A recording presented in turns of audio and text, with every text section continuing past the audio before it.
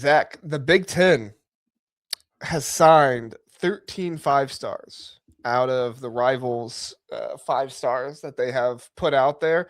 USC obviously had a really good recruiting class. Ohio State signed 5 5 stars here. Michigan has 3. Oregon has at least 2 that I see there off the top of my head that I'm looking at. Heck, Notre Dame has 5. They're not in the Big Ten. We're not counting them in the Big Ten, but teams up north right now are killing it in recruiting. The SEC with only 11, Zach, only 11 5 stars for the SEC, 13 for the Big Ten. If you count Notre Dame in there, that's 18 for the Big Ten and Notre Dame combined. And you know me, if I'm comparing things to the SEC, I'll gladly include Notre Dame on in there to help us out here. But, I mean, Zach, is the Big Ten finally starting to win in recruiting over the SEC? Yep. I mean, yeah, they're winning everywhere, including in the most important part, which is the scoreboard. But I mean, listen, Maryland's got one of these guys, right? Zion Ely is number 6 overall, according to Rivals. Now, Rivals is just one of several recruiting services out there, but I do think it's significant that a major recruiting network who is like not really tied to any conference, they are the ones putting this out, right? So it's not 247, who I believe is a subset of CBS, which has rights to the Big Ten. It's not ESPN's rankings, who's clearly, has rights to the SEC. Rivals is kind of like, they are their own entity. They're not contractually obligated to any conference, right? Mm-hmm.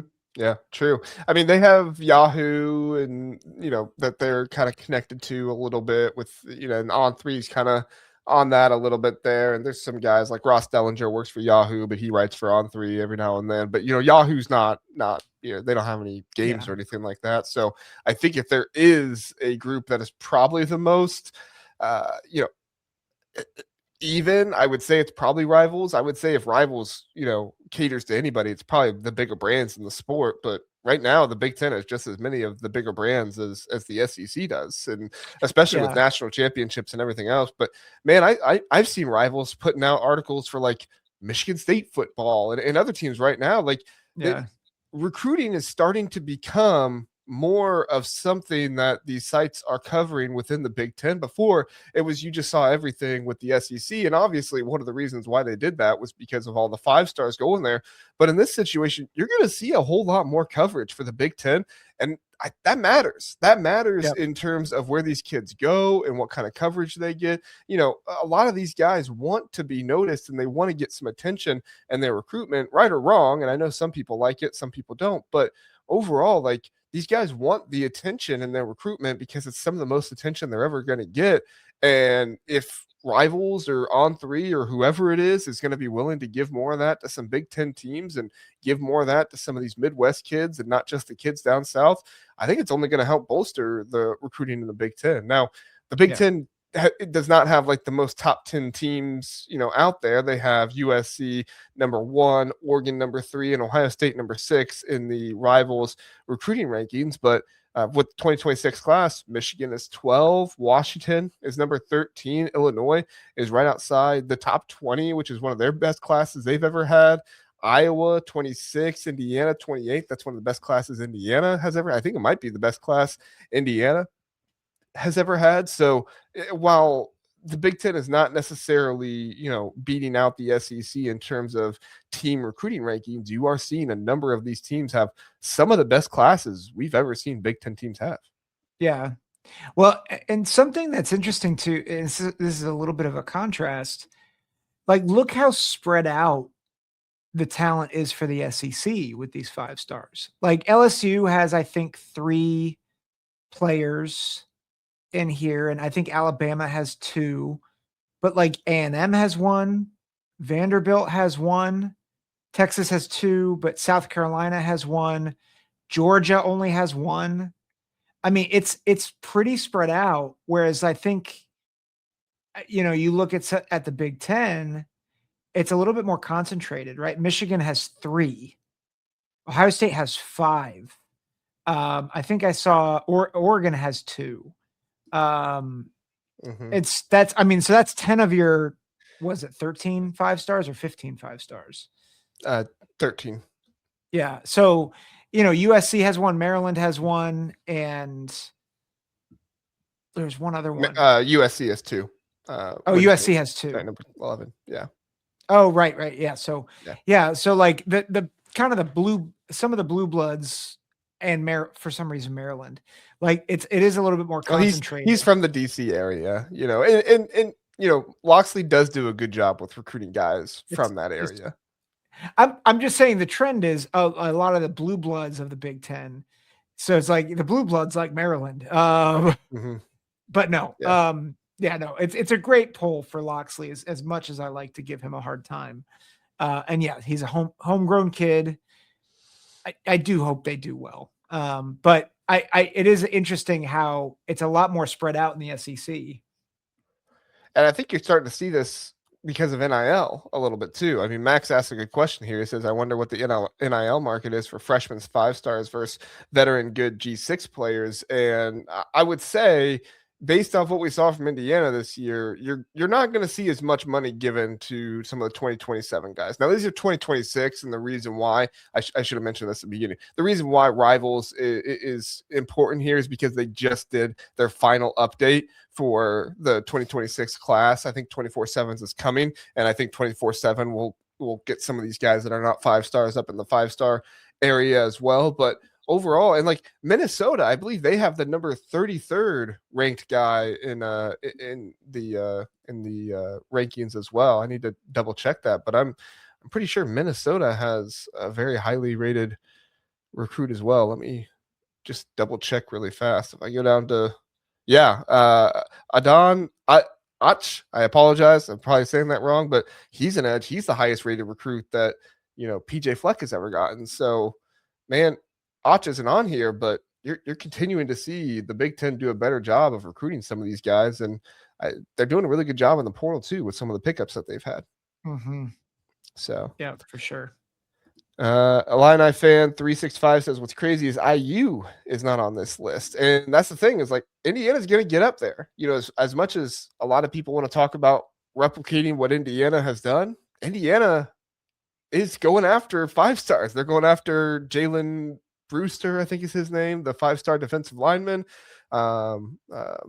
Sanu, I think, is the wide receiver, the 5-star in the 2027 class that they're going after as well. I need to get more acclimated with the 2027 class a little bit more, but Indiana's going after a lot of these 5-star guys in the 2027 class too. So even though they don't have any here, I wouldn't be surprised if Indiana has at least 2 or 3 next year. Yeah. So yep. I think you're gonna see, well, and I think the thing that people have to understand with Indiana is the more success that Cignetti has, the more it's going to attract attention, not just of transfers, but of high school recruits, because it's becoming a destination to go and develop as well as to win championships. And that's a powerful combination, because a lot of the lower programs are trying to sell. Rutgers is an example of this. They're trying to sell being a developmental program. Well, guess what? Indiana is able to sell that while still winning championships. If they get the right guys that have premier NFL talent, you're going to start seeing more of those highly regarded recruits committing to Indiana. And I think if I'm a program like a Nebraska or like a Rutgers that is trying to do a better job of getting my foot in the door with some of these higher rated recruits, listen, I want to go after the good recruits, don't get me wrong, but man, if I want to do that, I'm probably going after the transfer portal and trying to do really good evaluations there more so than recruiting, because number one, those guys are going to turn into NFL players a whole lot quicker than the other ones. And number two, you don't necessarily need a 1st-round pick. Yes, Fernando Mendoza is going to do a lot for Indiana with probably being the number 1 overall pick, but like, you're going to see guys like Aiden Fisher drafted pretty high. Omar Cooper Jr. is most likely going to be a 2nd-round, 3rd-round pick somewhere around there. Like you're going to see these guys for Indiana maybe not all be first rounders like Ohio State and Oregon gets, but they're going to be drafted pretty high, and Indiana's going to be able to point to them and say, look what we did with the G6 player. All right, you're a 5-star. Imagine what we can do with you. So sorry, the chat. So we need to reference this in talking about Indiana. So Illini fan is, how would you not want to play for Signetti? And Max, with maybe the chat message of the year, people who use Bing instead of Google probably. Well, yeah, they wouldn't know that Signetti won if they used Bing. It's you true. saw that? Yep, he won. Yeah. By the way, the Illini fan, ha ha ha, Max Ellis wins the chat. Agreed. And I think that's probably the best place with us to end the conversation there, because Max does indeed win the chat. Excellent job, Max. Any final thoughts on the recruiting stuff, Zach? This is the Ohio State fan in me. But I think there was a lot of hand wringing about all the talent Ohio State lost. And then you look at this list and you're like, oh yeah, they're fine. Like, you have an edge rusher, you have 2 wide receivers, you have a corner, you have a linebacker, like, they're fine. Well, and for Ohio State, a lot of people were, very critical of the class because they didn't have some of that top end talent. They were like, we're taking guys like 3 stars like Jaquaden Guilford and Kari Wilder, and why don't we ever get flips? And it's like, well, you got the flip of Jay Timmons, who was honestly probably the best person in that class. I think he's honestly going to be a Devin Sanchez type of guy and probably get some time next season. You get a guy like Jaquaden Guilford that they always knew had talent. He finally was able to put it on display. And then Kari Wilder, pretty quickly after he signed with Ohio State, he blew up at a camp, and then he, kind of skyrocketed right up there. Now, a lot of people are going to say it's the Ohio State effect. Big brand school gets them to go there, and so they skyrocket up. And they do, but not quite as much as you saw some of these guys skyrocket up. And as much as we do talk about it, Chris Henry Jr.